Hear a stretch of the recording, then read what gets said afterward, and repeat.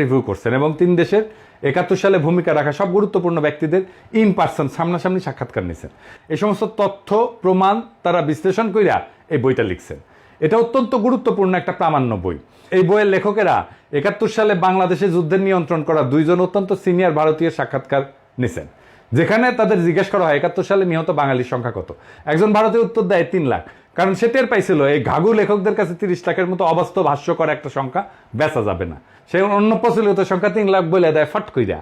মজার ব্যাপার হচ্ছে ওই ভারতীয় যখন 3 লাখ বলে তার পাশে বসে থাকা আর একজন ভারতীয় তার দিকে কটমট করে তাকায়, সংখ্যা বাড়ায় ক এটা বোঝানোর জন্য। এরপর প্রথম ভারতীয় এক ধাক্কায় তার সংখ্যা বাড়ায় 5 লাখ বলে ফেলে। মানে মাথায় যা আসে সেটাই ফসাদ করিয়া কয়া দেয়। তো ইন্ডিয়ান প্রোপাগান্ডা কি মাল সেটা তো আজকাল জাতি ভালো করে বুঝছে। মেইনস্ট্রিম মিডিয়াগুলো পর্যন্ত একটা ঘটনার ছবি আর একটা ঘটনার ছবিগুলো চালায় দেয়। এইখানে লেখক 2 জন সেই ঘটনার বিবরণ লিখছেন এবং মতামত দিচ্ছেন, এবং হতাহতের সংখ্যা যাই হোক এর মধ্যে অনেক প্রশ্ন আছে, যেমন কতজন যুদ্ধ করতে গিয়ে মারা গেছে, কতজন বিহারি ছিল, অবাঙালি মুসলমান ছিল, এর মধ্যে কতজন পাকিস্তানি বাহিনীর হাতে, কতজন ভারতীয় বাহিনীর হাতে, কতজন মুক্তি বাহিনীর হাতে মারা গেছে, বা পাকিস্তানি বাহিনীর কতজন মারা গেছে, রাজাকার কতজন মারা গেছে। এইবার আসি ইনভেস্টিগেটিভ ফিল্ড সার্ভে নিয়ে। ইনভেস্টিগেশনের আগে কিছু জিনিস